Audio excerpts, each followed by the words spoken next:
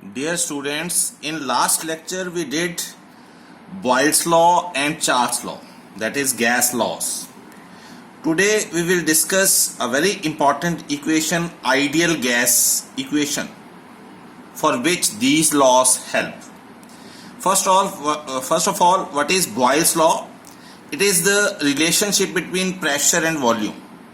According to this law, volume is inversely proportional to pressure for fixed number of moles and at constant temperature. ठीक है, हमने पढ़ा था कि gas laws क्या होते हैं. Gas laws are the relationship between the properties of gases, pressure, volume, temperature and number of moles of gas when sum of the properties kept constant. और बॉयल्स लॉ पढ़ा था कि वॉल्यूम जो है वो प्रेशर के इनवर्सली प्रोपोर्शनल होता है when number of moles of gas and temperature are constant, fixed number of moles के लिए. तो ये मैंने पहले पढ़ाया था आपको, और यहां से क्लियर है कि प्रेशर और वॉल्यूम जो है उसका प्रोडक्ट प्रोपोर्शनल हटा के आगे कांस्टेंट आ जाएगा. तो pressure volume product is always constant, which mean P1 V1 is equal to P2 V2. ये हमने पढ़ा था. और ये भी पढ़ा था कि Boyle's law is applicable at higher altitude, because जब हम बहुत ऊंचे एरिया में जाते हैं वहां पर वॉल्यूम इंक्रीज हो जाता है और प्रेशर जो है गैसेस का, एटमॉस्फेरिक प्रेशर, वो डिक्रीज हो जाता है and less amount of oxygen is available for respiration there, anoxia में टेक्स प्लेस. ये हमने पढ़ा था. नेक्स्ट हमने ये भी पढ़ लिया कि what is Charles law. It is the volume temperature relationship.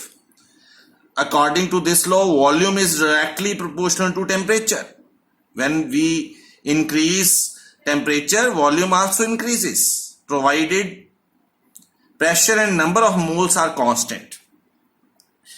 और ये भी पढ़ा था कि अगर हम किसी भी गैस का टेम्परेचर 1 डिग्री राइज कर देते हैं तो उसका वॉल्यूम 1/273 इनिशियल वॉल्यूम से ज्यादा इंक्रीज हो जाता है. तो विद एवरी 1 डिग्री और T degree rise in temperature, volume जो टोटल है that is also increased by 1/273 of the initial volume of that gas. तो अगर हमारा इनिशियल वॉल्यूम V0 है तो उस V0 का T/273 वॉल्यूम जो है वो इंक्रीज हो गया, तो टोटल वॉल्यूम जो है बढ़ के कितना हो गया, इतना. VT is equal to V0 plus V0 into T/273. कल मैंने आपको दोनों लॉ पेपर में भी डाले थे, टेस्ट में भी डाले थे. यहां एक क्वेश्चन मैंने डाला था कि जब हम टायर ट्यूब में गैस फिल करते हैं तो उसमें प्रेशर इंक्रीज करने से टायर ट्यूब का वॉल्यूम भी इंक्रीज हो जाता है, पर होना तो डिक्रीज चाहिए था. और पूछा था कि whether at that time Boyle's law is applicable. तो आपने सभी ने ज्यादातर ये आंसर गलत लिखा था.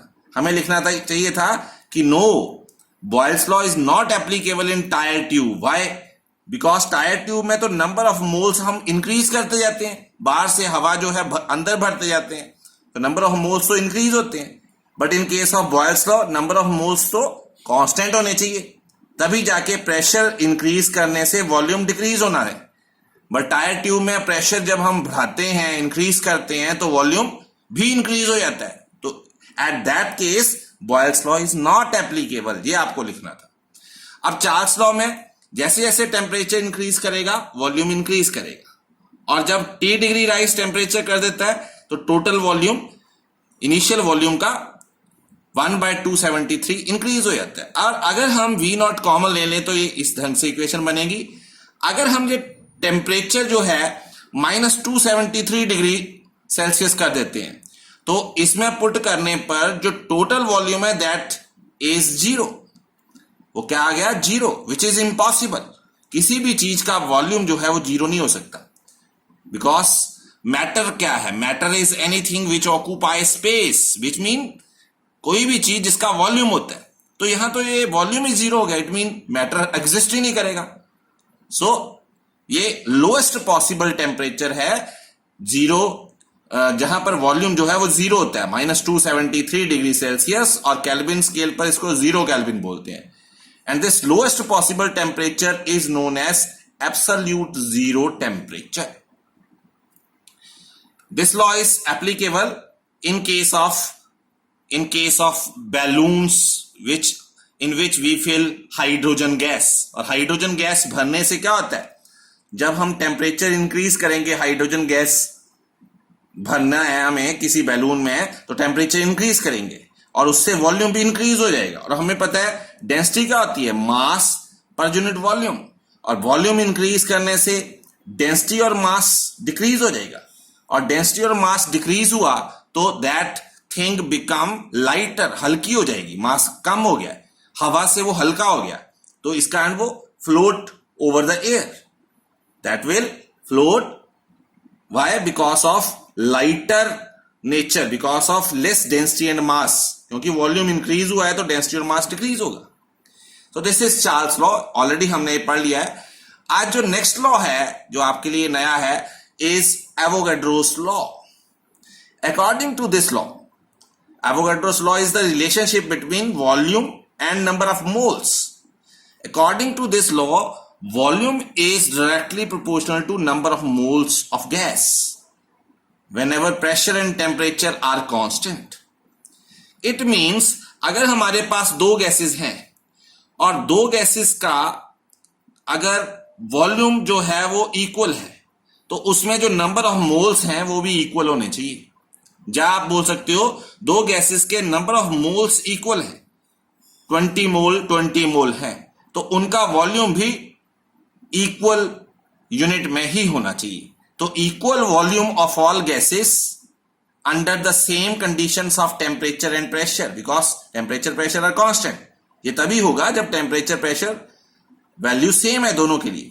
Equal volume of all gases under similar conditions of temperature and pressure contain equal number of molecules. This is Avogadro law. और हमें पता है Avogadro नंबर क्या होता है, 6.022 10 to power 23. वही है ये number of moles. Now, if a gas obeys Boyle's law, Charles law, and Avogadro laws.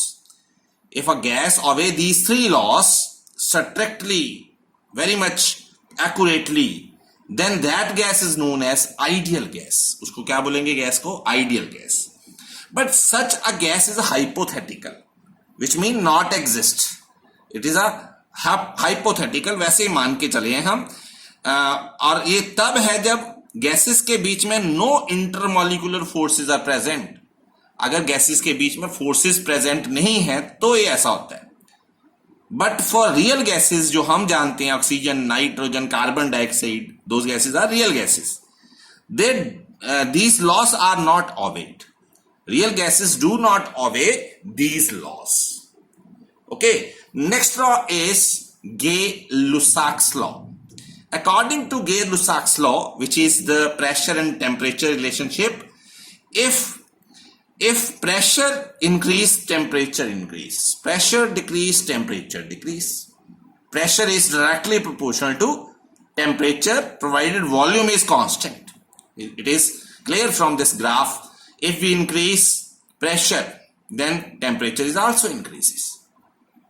और हमें पता है entire tubes during hot summer day, आजकल गर्मियों में क्या होता है, प्रेशर इंक्रीज हो जाता है टायर्स में. क्यों? क्योंकि बाहर गर्मी है, टेम्परेचर ज्यादा है, तो प्रेशर भी ज्यादा हो जाएगा. और अगर टायर ट्यूब की कंडीशन ठीक नहीं है, देन दैट टायर ट्यूब में बर्स्ट, वो फट सकता है. और ड्यूरिंग विंटर, सर्दियों में क्या होगा, ऐसे अपीयर होता है कि टायर ट्यूब में जो प्रेशर है वो लो है. So this is the Gay-Lussac's law. Next one is very important equation, which is ideal gas equation or combined gas equation. Combined, why? Because this equation is derived by using three laws, which is Boyle's law, Charles law, and Avogadro laws. According to Boyle's law, we have already studied volume is inversely proportional to pressure. According to Charles law, volume is directly proportional to temperature, and Avogadro laws के according volume is directly proportional to number of moles. in these three laws, volume is related with pressure, temperature, and number of moles. So upon combining these three laws, volume is directly proportional to number of moles, Avogadro law. Directly proportional to temperature, Charles law. Volume is inversely proportional to pressure, Wiles law. So pressure volume product become directly proportional to NT, number of moles into temperature. अगर हम ये proportion हटा देते हैं तो यहां पर एक कांस्टेंट आ जाता है which is known as universal gas constant R. So this equation PV equal to nRT is known as ideal gas equation or equation of state or combined gas equation. And this is a very important equation for numerical purpose जो हम next lecture में आपको करवाएंगे. यहां पर जो equation बनी PV equal to nRT, इसको हम टू गैसेस के लिए फॉर एनी टू गैसेस हम लिख सकते हैं गैस नंबर 1, गैस नंबर 2.